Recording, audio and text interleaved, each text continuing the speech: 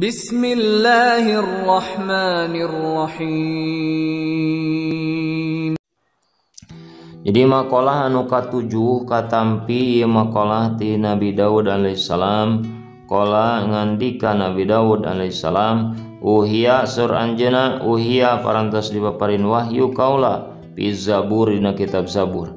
Wa huwa kitab Zabur teh kitabun kitab anu diturunkeun eta kitab alaihi ka Nabi Daud alaihissalam. Saur ayeuna eta wahyu ka Nabi Daud teh hakun alal akil ay wajibun alaihi.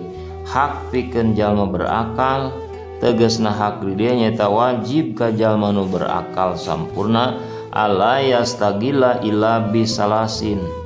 Nyaeta anu hak ka jalma berakal teh ala yastagila ulah reka tungkul urek sibuk kecuali ku tilu perkara.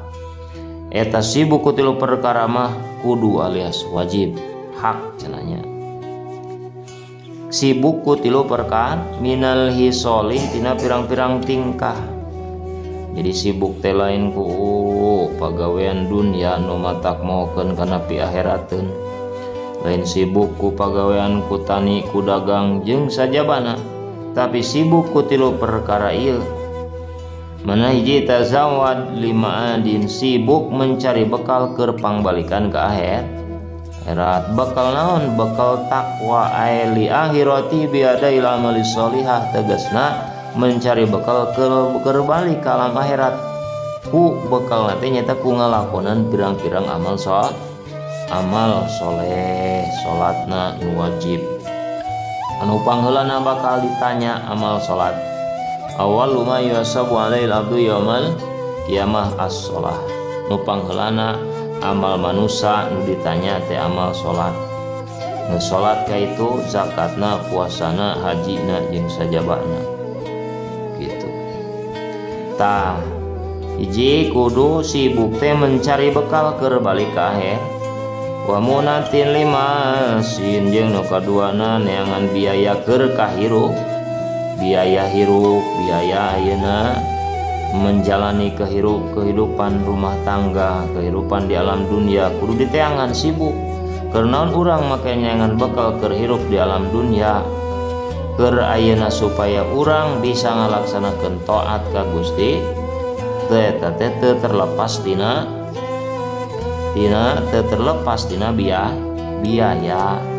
Ai kiamin tegasna mah kiamin bi amrin kifayati wasunihi tegasna ngalakonan kana perkara kifayahna kacukupanana lamun salaki neangan bekal keur ngipayahan rumah tanggana anu wajib keneh eta gitu. Wa bi ibaratin cek ibarat mah wa maromatin lima asin buatil moro taslim ay islahihi sibuk teh manteskeun ngaislahkeun ngabenerkeun kana kahirupanana hirup dalam dunia anu berkaitan hablum minan nas ngomean ayeuna kasalahanana diantara papada manusia gitu ngaislahkeun anu tadina goreng sina jadi sibuk ngomean akhlak sibuk ngomean ayeuna kalakuan sanon hirup di rumah tangga hirup di antara papada tatangga jeung baraya eta cenah nu katiluna wa talabi ladatin mencari ayeuna kanikmatan bihalalin ku perkara anu halal. Jadi ieu cenanya sibuk mencari kanikmat lain neangan kanikmatan ku perkara nu haram sabab lolobana jalma teh nikmat dina perkara nu haram resep jeung ngeunah bahagia ku ayeuna ngalakonan atawa ngasaan kana perkara nu haram. Jadi ulah sibuk ku perkara nu haram tapi kudu sibuk mencari kanikmatan anu halal gitu. Paina kasbal halal wajibun maka kusabsanyana kasab perkara nu halal wajib. Makalah anu kadalapan katampi ti Abi Hurairah jenengan Abdurrahman bin Sakhir annahu sanya Nabi qala nyampaikan Nabi kana hadis sareng jeung Nabi sallallahu alaihi wasallam salasun munjiatun tilu perkara nu bakal nyalametkeun nu bakal jadi sabab nyalamet nu nyalametkeun mah Gusti Allah. Ngan ieu tilu perkara jadi sabab eta jalma bisa nyalametkeun. Ay mukhlisatin li sahibiha, mukhlisatun nu bakal nyalametkeun li sahibiha pikeun jalma nu ngabogaan tilu perkara. Tina naon salamat? Minal azabi, tina siksa Allah. Tuluy di ayat tilu perkara muhlikatun nu bakal nyilakakeun, ay mauqiatun li fa'ili hampil hilak, nibakeun ka jalma nu migawe tilu perkara bil hilak dina cilakaan. Tangtuna lamun ditanya hayang boga tilu perkara nu nyalametkeun apa hayang boga tilu perkara nu nyilakakeun, jawabana pasti nomor hiji. Pasti bakal hayang kanu tilu perkara nu matak nyalamet. Jeung aya di tilu perkara tilu darajat ay manazilin fil akhirat, tegas tilu darajat tilu tingkatan ke di akhirat teh. Wasalasun kafaratin, jeung aya tilu perkara kafaratin nu matak bisa ngifaratan teh nutupan naon lidunubi amiliha karena pirang-pirang dosa nu migawe tilu perkara eta. Jadi dosa teh teu aya hapus, moal aya perhitungan eta dosa teh. Sabab kunaon make katutup kahapus eta dosa ku amal nu tilu perkara teh. Mana cenah tilu perkara nu matak nyalametkeun ka manusia di alam akhirat. Amal munjiatu fahosiyatullahi ta'ala fis sirri wal alaniyah. Hiji nu matak nyalametkeun di akhirat teh sieun ku Allah, sieun ku Gusti Allah fi sirri dina ayeuna dina waktu samar. Waktu teu aya batur ge sieun ku Gusti Allah, dina hate sieun ku Allah, dina lisan sieun ku Allah. Dina waktu aya batur rek teu aya batur ge sieun ku Gusti.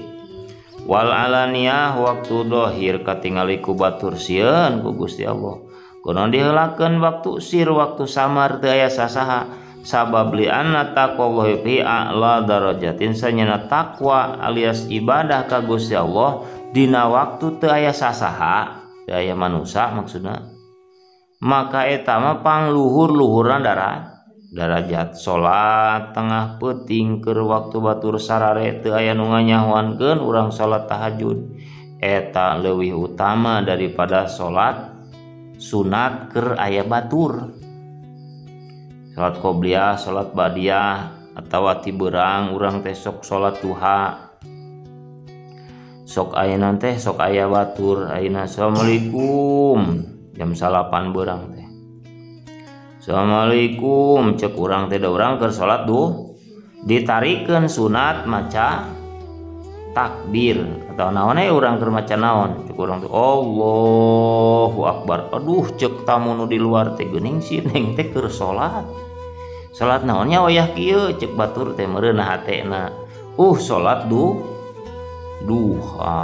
Tah urang teh di dinya teh aya rasa bangga urang teh keur salat duha buah dipuji ku sok aya eta pikiran kayak geura wal kabaskar. Nah gitu. Beda salat keur teu aya batur jeung salat keur aya batur. Darajatna ge beda. Salat atau takwa ka Gusti Allah keur teu aya sasaha waktu sir eta pangluhur-luhurna darajat. Panggedena pahala jeung paling dihargai ku Gusti saweta mah deukeutkeun kana ikhlas. Beda jeung salat keur aya batur da sok rada hayang ka Allah seutiknya. Da bakat da urang mah kitu teh diajar ikhlas teh panes. Wal qasdu fil faqri wal gina ay tawassut fil maisa. Maksud qasdu fil faqri wal gina teh tawassut pertengahan fil maisa dina kahirup. Kumaha pertengahan teh bialam yujawij bial had waro dia bidalika. Jadi pertengahan dina kahirupan teh teu ngaliwat kana batas. Ngeujeuna we gitu.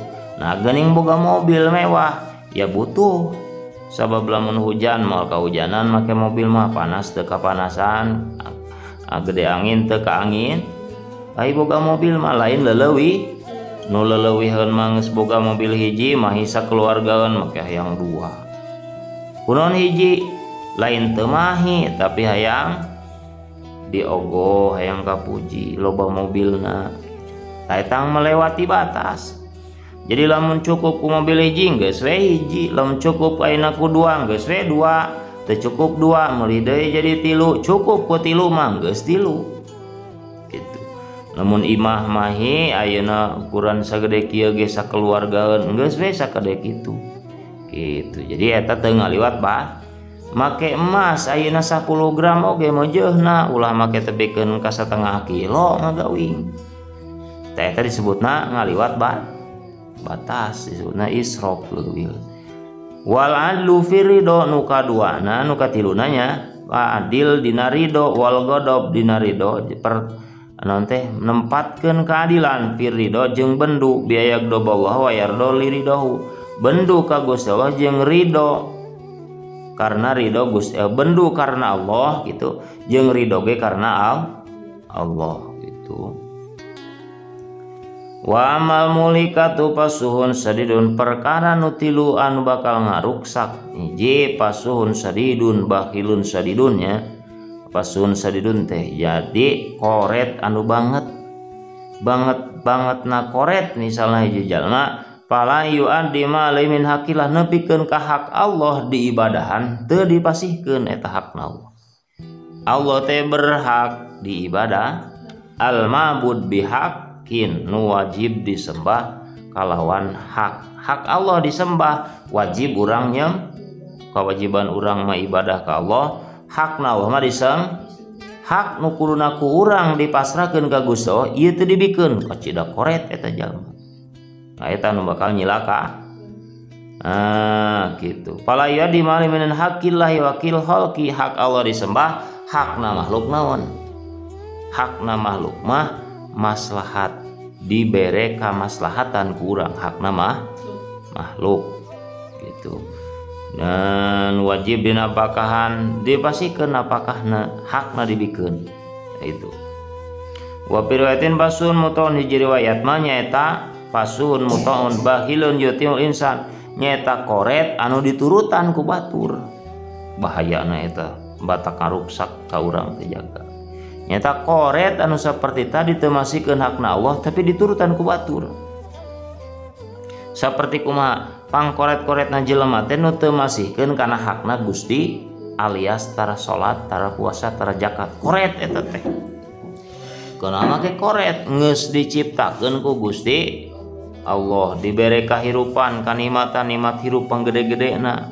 kari-kari eta nikmat hirup teu disukuran tara ibadah tara salat ka Gusti Allah pangkoret-koretna hakna Allah disembah deh tapi teu dipasihkeun tah kari-kari tara salat diturutan ku bae yutimul insan amalau kana bulu mujuran pin nafsi ghairu mutain lamun pek ayeuna bahil anu teu matak diturutan ku batur mah kitu nya lamun ayeuna tara salat teh tara nepakeun ka batur sorangan we manehna tara ngajak-ngajak batur ninggalkeun salat teh misal tadi turutan ku batur palayakun muhlikan eta mah teu matak ngaruk sabab ayeuna aya naon bakhil anu ghair mutain mah minas sifati lazimati nafsi eta mah sifat anu lazim nu ngeket kana nafsu kana awak urang sok salat aya wegahna aya bosenna eta mah geus lazim aya teu matak diturutan ku batur teu matak menyesatkan orang lain mah gitu.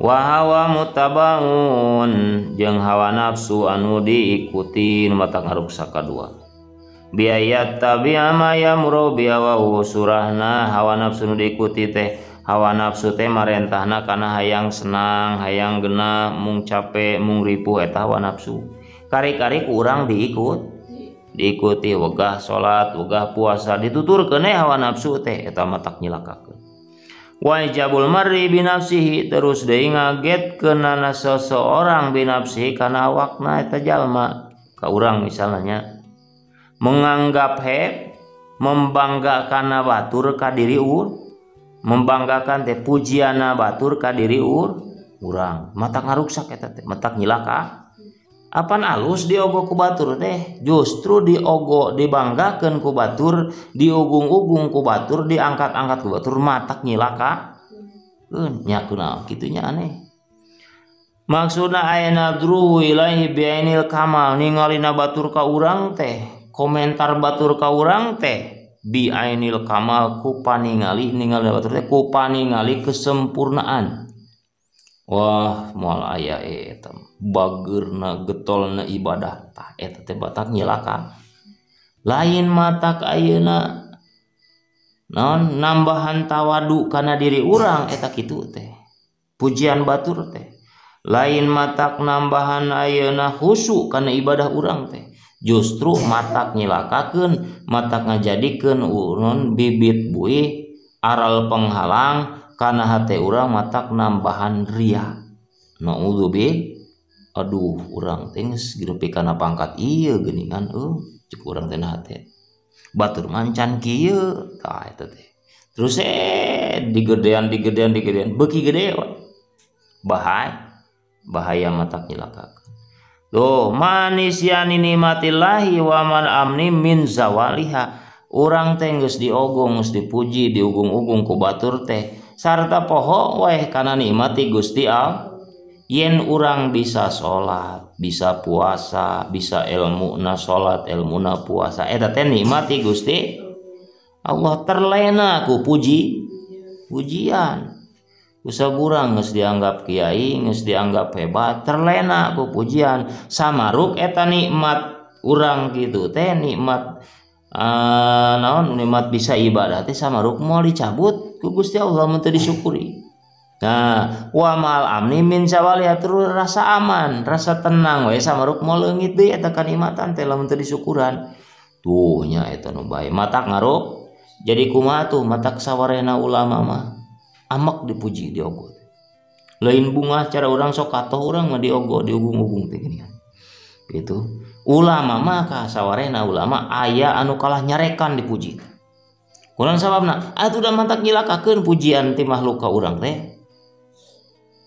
Itu dan lain kudu hayang diogo dipuji ku jelema, tapi hayang diogo dipuji ku Gusti Allah. Beda gitu. Beda diogo ku jelema matak nambahan ria, diogo dipuji ku Gusti Allah mah teu matak nambahan ria. Gitu. Nu aya insyaallah namaan ikhlas. Wa ma darajatu fa salam wallahu alam bisawab. Al-Fatihah.